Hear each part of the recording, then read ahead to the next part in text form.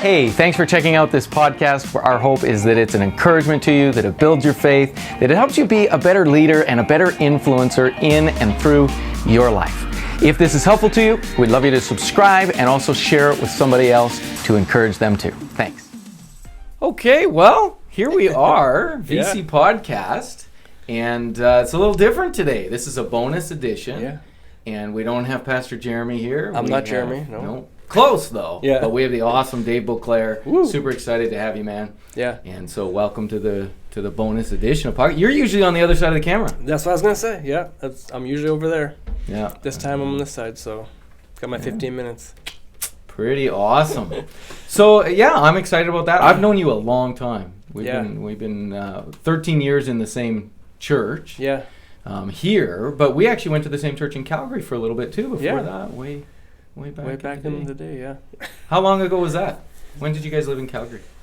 Oh, yeah, it's a little while ago. I'm not totally sure. Yeah. I can't remember the exact date. Once we get this old, we don't know. Yeah. Okay, so this is what we're going to do today. We're going to get to know Dave. We're going to get to know you. Yeah. And hear your heart, hear some of your journey. Yeah. So why don't you just start to tell us about yourself? Yeah. Well, I'm married. I got a couple kids. Okay. One of my favorite things is taking my family to the beach. We do beach days, which is awesome in the summer. Nice. And then in the winter, not so awesome. So if you have any ideas that are kind of comparable, let me know, because winters are just not as fun for us. But you're the beach day I'm family. The beach guy, you guys, you get your kids out, get them out to a lake. Yeah. And there's a few of those close to here, right? There's a few spots. Yeah, there's quite a few, yeah. So we tried different ones, and we have a couple favorites, and Fun. And how old are your girls? They are 9 and 4. Yeah. So good ages. Yeah. Super nice kids. Yeah. Super cute. And, because we work together, I see your kids lots, right? Yeah. And we actually have a deal in our church. We call it staff kids. Yeah. And we make a big deal out of our staff kids, right? We really love them and try to make them feel special and try to make serving in the church and with the church a positive experience for them, right? Exactly, yeah. Yeah. Yeah, they like going into the office, and your wife has a drawer for them. It's got stickers all over it, and they go and get treats, and Pretty doesn't cool. matter what I bring or what Kelly brings, but they go to the drawer because there's something stuff. special that they've been thought of. Yeah. Right? Yeah, that's fun. Yeah. Yeah, well, you're blessed. You got a great family. Yeah. So tell us a little bit about your journey to this place. How'd you come to know Jesus and end up at Victory? Yeah. Started coming to this church I think almost 25 years ago now, which is crazy. Wow. Yeah, I was 10 years old, I think, and basically we started coming because someone invited my dad to church, and so we started coming to church. Okay. And bit by bit, we all kind of went all in for the Lord, got baptized, and committed our lives. And was it like a work calling? Yeah, it was the guy he worked with. He drives train, so he's driving train with a guy. And wow. Yeah. And actually, we changed schools quite often for a few years. My dad just bought a house, sold it. We kind of moved around a little bit just in town. But we were at a Catholic school, and we didn't know anything about the Bible. But we had Christian ethic homework we had to do. Okay. And so we asked the guy, you go to church, what do I do? And he's like, bring your kids on Sunday, and I'll make sure the homework is good. And wow. Yeah, he just used it as an opportunity, bring them. Invite. Yeah. And you think about that invitation to church from your dad, who was not going, all that changed the trajectory of his life, but not only his life, now generations. Yeah, right? mine and my kids. Crazy. Yeah. One invitation. Yeah. Cool. Exactly, okay, so your dad started coming, and then your whole family, everybody got baptized. Yeah, exactly, and then we just committed to being at church, and we did that, and met my wife here, got to go to the youth group here, basically raised most of my life in the church now, Yeah, so that's 10 and older. Cool all by itself, right? You and Kelly met. Yeah. Here, I guess, just coming to church, but also at youth group in particular. Yeah, right? exactly, yeah. Which is not for dating, per se. No, exactly, but, it's not terrible. Maybe we should scrub this part from this. This is not an excuse for dating in youth group, Yeah, but it's actually, it's more young adult age, I would say. Yeah. But what better place to find a future spouse than at church? Yeah, exactly. Yeah, and we did lots of it, we just committed to serving the church too, and when you're serving, you look around, who else is serving with me, kind of thing. That was something I heard Pastor Larry's son one time told me. He's like, when you're running your race for Jesus, you look beside you, see who else is running in the same direction. Right. So don't just look everywhere, but just when you're running, look around, right? Right, So, and those are your potential spouses and even just friends in life friends. Yeah. So that's cool. Yeah. So that was your sort of teenage life. Yeah. And anything else you want to share from that part of the... So I started going to the church, kind of grew up in here, did youth group, met my wife, and then we eventually got married in the same church. Yeah. And then we were even, we were in Calgary for a little while and met you guys. Right, yeah. But our initial plan was to move to Asia for a while, so we were sent out as missionaries from this church and then came back, and then you guys were here, so then we started working here at the church with you guys, so it's been really fun, Yeah, amazing to think of those young adult years. You guys connected in with, we have Victory churches in Asia, right? Yeah. In Thailand. Yeah. And we have a Bible college there, and then a whole bunch of ministries that go on there. And actually, a couple from our church, Chris and Tab Pagan, are there as missionaries. So you guys were all linked in with all of that, especially in your young adult years. And you still are. I mean, you're still connected to all those ministries and so on. And as a church, we support all those mission works. So you guys have been over there, done some stuff over there. And then over the years, ended up on staff here. Yeah, my thing was always I did feel God calling me to serve in the local church, whatever that meant, right? So I've worked lots of different jobs, but I was always serving in the church, whether it was the youth or whatever, right? And so we had felt God call us to Asia for a while, so we went to Thailand. And while we were there, we were serving in the church there too. Yeah. So wherever we are, we're serving the church. And maybe if I'm lucky, call me to Hawaii because I'll serve the church there too. Or back to Asia. And you know what, as a pastor, that's one of my big memories. Yeah. If I go back 13 years to when I first met you guys on a local church level as your pastor. Yeah. And then just as I got to know you over the years, you did have different jobs you were working, but you were always finding as much as you could to serve. Right. Like you were always like, where else can I serve? What else can I do? Yeah. And you had that servant's heart and that desire to just, tell me where I can be of a benefit to the church, and I'll get at it. And I think that has to do with like the calling too, because I didn't feel called to a specific job somewhere. Like I didn't feel called to become a teacher and serve in that kind of industry or whatever. Right. I did feel called to serve specifically in the local church, like as much as I could, So you could be a teacher and also volunteer at church, but I felt like I wanted to be at the church doing this ministry, that as much as I could. That's what I felt called to, and other people would be called differently, right? So in the meantime, I worked whatever job there was, and as much as I could, I was here doing stuff. And that's awesome. Yeah, actually, even the term vocation, it has a spiritual connotation to it. It's a sense of calling, right? And so, for a lot of people, their calling is in teaching or in construction or wherever else. Yeah. But you kept feeling this drawing towards, I want to serve more than just, 1 out of 3 weeks in a team. Yeah. I want to be there all that I can. Yeah. Yeah, and everyone has their part to play in the body, right? So I just figured my part was, it felt called to be, here, So. Yeah. So let's talk about that journey a little bit, or I guess why don't we go back? Let's talk about calling, and then we'll go back to other life lessons. Right. So let's talk about your journey from a perspective of ministry calling and how that's developed and what you've learned along the way there. Yeah. Lots of things, I suppose, but sometimes my calling looks differently than what I thought it was going to be. Sure. And even when you figure it out, it looks differently than you think it's going to go. So. Right. But like I said, when I first basically became a Christian, I felt like I'm all in, like I'm called to serve the church. And, when I was little, I thought that was going to be a youth pastor because I had a sweet youth pastor when I was younger. Yeah. So that's what I'm going to do. I'm going to be like that guy, and then that changed. And I thought, I'm going to be a missionary. And I did do that a little bit, right? Yeah. And then I end up here back in Moose Jaw, so my calling was always to serve the local church, but how that played out was different than different changes seasons. And seasons and And I think that's been true in my journey too. I could reflect that back. I had this idea, Lord, I want to serve you, and not just I want to serve you, but I feel called to serve. And I had all kinds of ideas of what that might look like, but all I could ever really see was my next steps. Yeah, exactly. So I'm like, okay, well, this is the next thing I can do. Well, this is the next thing I can do. And the path didn't go, ways that I sort of looked 10 years in advance, but it always went the ways I was looking 1 year in advance or 6 months in advance, and you just obey the Lord the next step. Yep. And served in, like you, I think I've served in just about every area of the church over the years. So yeah, that's kind of how it goes when you commit to serving the church. You just wherever it's needed, Right. But and you've done a lot of different areas in this church. Yeah, I think when we very first started, I think Kelly started working at the church, and I was just around all the time doing other jobs. I think we were almost in every ministry. We were on the worship and the tech and young adult and youth group, and it's almost everything except for seniors ministry. Right. Yeah. So. Yeah, for sure. And then you came on staff. Yeah. I don't know how many years ago. Probably. Yeah, I'm not sure. I think it's 6 or 7. Maybe. Yeah, I was gonna say it might be 7 now. Yeah. And then I think full time.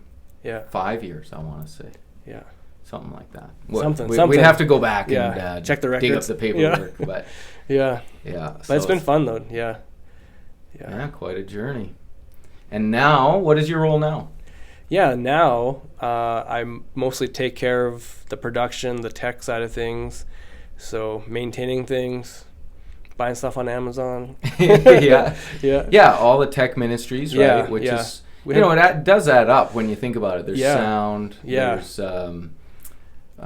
we have lights. We got camera guys, and we have what else we have? We have a guy who does the steps of stream, someone who does media in the sanctuary, someone does media online, a lot of different online sound. Switcher. Yeah, the video switcher. And so I had a guy in just earlier, I was giving a tour, and he's like, wow, I didn't realize, so how many people does it take to do all this? Because we got the front, a house booth, and then the booth in the back, and I was like, I think it's about 9 people, plus there's usually me and OJ running around making sure, so it's almost 11 people on Sunday. Right. To run the whole thing nicely. You can get away with less people, but... Yeah, about 11, and then you got Church Online hosts too, probably. Yeah, that's right, Church Online hosts, for YouTube and Facebook. Maybe 12 or 13 people that are all serving per service. Yeah, per Sunday.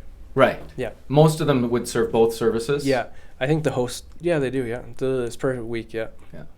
So a big team now, So when I first got on, it was just me, We had a sound guy, and then there was me, and then we expanded and. Yeah. But that's the fun thing. Yeah, it's great to see. And then, of course, with Church Online, we've got lots of folks who join us from all different places too. So you're working, keeping track of those folks and caring for them and stuff. Yeah, it's been really fun doing. It's difficult, that part, keeping track of who's around. Yeah. And, because they're just a number at first, So, right, exactly. So who are these people? Yeah. And then, but it's been really fun when you get to connect with them. Yeah. Yeah, it's hey, I finally get to meet you. It's super so good. Special, right? Yeah. Those moments where you actually connect with a person who's been joining for a month or 6 months or a year online. Yeah. Or we have people come in person after they've been online for a long time. But they started coming to a church during COVID online for however many months, and then they show up in the building and they know exactly who you are, and you're just seeing them for the first time. Exactly. It's weird, It's pretty fun though. Yeah, we used to say that the website was the new lobby in a sense, right? It's where people almost 100% of people went to your website before they came to church. Yeah. Now we would say Church Online is the new lobby. Yeah, exactly. Probably 80 or 90% of people before they've come to an in-person service, they've checked out an online service. Yeah. Yeah. So. Yeah, I think it's good. So important ministry. Cool. So some of your lessons along the way? Yeah. Well, I was going to say with that. With my upbringing, coming to church and having a great youth pastor and getting involved in the church and stuff, some of the things that have been really good for me and really, I think, key is having good mentorship. So, I had a good youth pastor, and I had some older friends who had been in the church longer than me who also helped me along the way. Yep. Being part of a small group also helped. Yep. But, having that as well as just being connected to the church, serving. So. Right. Yeah, because I was I was serving on so many different things at the time. You get to know a lot of people. You get to build a sense of community. People get to look out for you, and you kind of build healthy relationships around you. Especially when you're coming from a not Christian world into the Christian world. Yeah. So having those people around you was really helpful, I found. So. Yeah. So in some ways, you got to show up. Yeah. Right. You got to just be there. And get to stuff and do stuff and sign up for stuff. Yeah. And the more you do that, the more connected you become, and the more you feel. There's this great scripture, and I'm not going to have the reference for it, but it talks about those who are planted in the house of the Lord. They flourish in the courts of our God. Yeah. And the more you show up and the more you find places to connect, whether it's a small group or whether it's serving in a ministry or whether it's just being at an event or a Sunday, the more those roots are planted there rather than all the other places. Yeah, exactly. Where of course you're not going to flourish like you do connected to God's church. Yeah, and I found it helped because even though like having a good mentor or having a good serving group was good, but it felt more church-based, not like person-based, like I love my mentor who's a youth pastor, but he's serving the church and that's what he's encouraging me to do as well, kind of thing. Right. So I was kind of looking to him through the eyes of like, this is the church and this is what we do, kind of thing, versus like, this guy's awesome, I need to follow him, kind of. Right. If that makes sense. But yeah, and when I was younger, there was a lot of people that did fall away, kind of, or like not really stick with the faith so much, And so I always felt like, oh, if I could too, and I kind of thought about like leaving the church or kind of pulling back more. So, but for whatever reason, I just always felt like, no, this is what God's called me to do, and I got to stay connected, right? And so as people come and go, it was based on my relationship with being connected to the local church. Being God's way of reaching people and discipling people versus this person or that group of friends or something like that. So. Yeah. I think that's huge. I think for a lot of people, the longer you're in church, the more aware you become of how many people come and go. Yeah, exactly. Yeah. And this sense of, I want to stick this out. Exactly, I want to persevere for the long haul here. And you have to have a little bit of grit to that too. Right, because you have opportunities you're going to get offended and people are going to do things that you just hate. And There's moments where you're like, I don't want to do this anymore. Yeah, exactly. And so you've got to have that spirit of perseverance that says, I'm going to stick it out. And actually, I put this in my notes, but one of my Bible verse of my life basically is like the last part of Joshua 24:15. I always forget where it is. I know it's Joshua, but 24:15, where it says, "As for me and my house, we're going to serve the Lord." Right. And so I always thought, like, as people come and go, like, as for me and my house, we're serving the Lord. It doesn't like you're committed. Like that's what I'm doing, right? So that's cool. And I mean, that's actually what's happening in that text. Joshua's confronting the people. Yeah. And he's saying, you guys may not be all in. Yeah. Choose for yourselves this day. Yeah, exactly. Right? He says who you will serve. Yeah. But as for me, like I know what I'm doing, and so that's cool. That's a great life verse, and I've watched you live that out.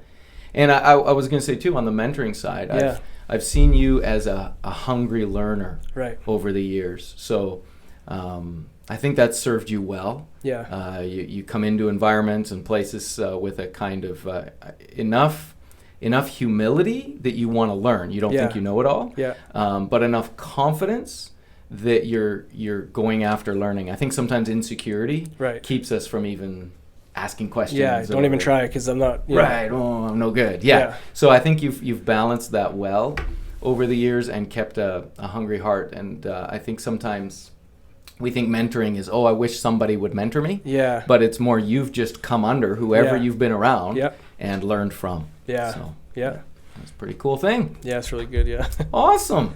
Well, it's fun to get to know our tech director, Dave, and it's been neat in the last couple years because a lot of what you do is so behind the scenes, right? Yeah. But with COVID having happened, it's become more front scenes. Yeah, exactly. You're in two ways. I mean, one is your role is all that much more critical, right? And then also you're on the screen a lot more.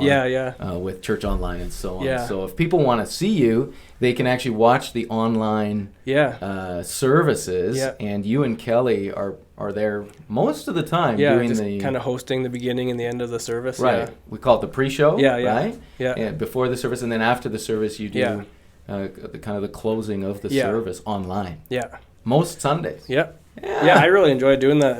And like I said, like we don't get to see the faces all the time, but there was this one time we saw someone in the mall when we're all wearing masks, and I didn't recognize the person at all. And they're like, "Hey, you guys are from Church Online at Victory, right?" And we're like, "Yeah." And they knew who we were. It was like crazy. Yeah, so neat to know that people are actually being reached for the gospel through our services online. Is crazy. Super cool. Yeah. Which, having said that, it'd be great if other people want to join our tech team. Yep. They can run cameras, they can run lights and all kinds of fun video stuff. Switching and all that. We train them and we help them find the level that they're at. Yeah. And then they can continue on and at other things. Yeah, exactly. Yeah, we always have a training. Like, we usually have them come in, get to know who they are a little bit, what they've done, if they've done anything at all, show them what we do, and then give them a training night before they ever join, But So if anybody wants to do that, and even if you don't live in Moose Jaw, you could be a Church Online host. Exactly. Right? Yeah, that'd be really fun. Yeah, we have a few people like that. So